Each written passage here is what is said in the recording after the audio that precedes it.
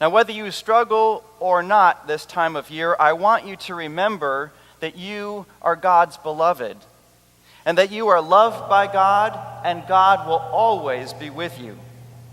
As much as you pound the earth in frustration, or pray for the well-being of others, or seek healing for your life, or direction, or guidance, our God is faithful. God hears our prayers, and God is often at work in our lives in ways that we don't know at that moment. Now, I learned this a few years ago while I was the rector at my former parish. It came to my attention while I was the rector there that the city of San Mateo was passing an ordinance that would have prohibited churches and synagogues from housing homeless families. Now, God put a passionate anger into my heart that I simply could not ignore. And I began to lead an effort to overcome that city ordinance and to establish a shelter program in the county of San Mateo that would house 3 to 5 families in parish hall space on a rotating basis, and using the network of the religious community to do that. It seemed to me that as the culture labeled you a criminal or a drug addict at the moment you lost your home, it was necessary for the religious community to respond to that crisis with God's love and acceptance. Now, the idea of bringing homeless families into the community can be a threatening one for many people. As my passion grew, so did the opposition. Cars were blanketed with leaflets from those who opposed the effort saying, if you don't want criminals in your neighborhood, come to the city council meeting. I was asked at one school presentation, it was a church with a school like ours, parents very upset about the possibility of this happening in their congregation. The question was, why do I want to bring a person into this community who would machine gun our children during the lunch break? And what I said to them was, we are housing only 3 to 5 families, most of them children. We do background checks on all adults.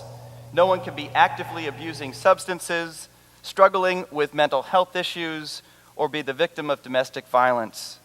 They will be on campus at night and at a day center during the day. I think your children will be safe. But this conflict came to a head at the city of Burlingame. 300 people gathered for a city council meeting. The press was there. The opposition had hired a private investigator to look into my life in order to embarrass me. But my heart really sank when Mark Klass walked into the room. Now, you may remember Polly Klass is Mark Klass's daughter, and she was abducted by a homeless man and killed. He was hired by the opposition in order to defeat our effort. Now, I remember that moment. I was tired. It had been a 2-year struggle that spanned 4 cities. And I remember saying to God, God, you put this vision into my heart.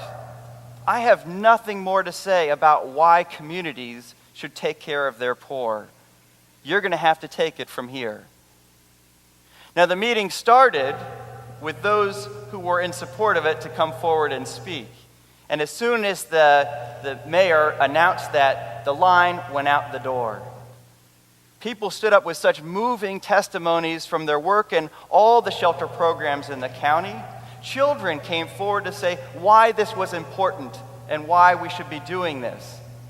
People brought pictures of families that they had helped through the shelter system.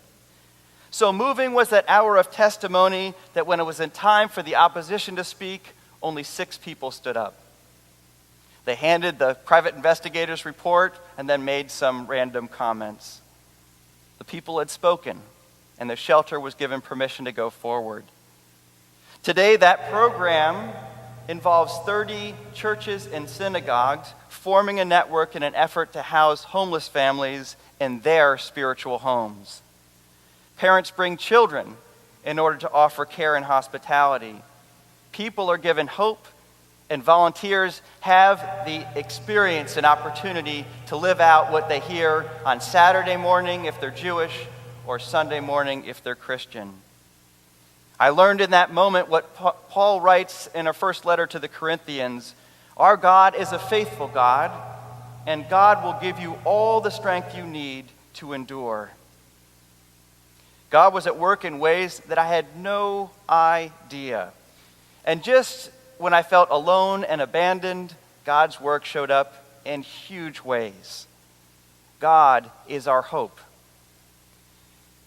As you receive the sprinkling of the waters of baptism today, I want you to remember the words that were forged in your hearts at your baptism.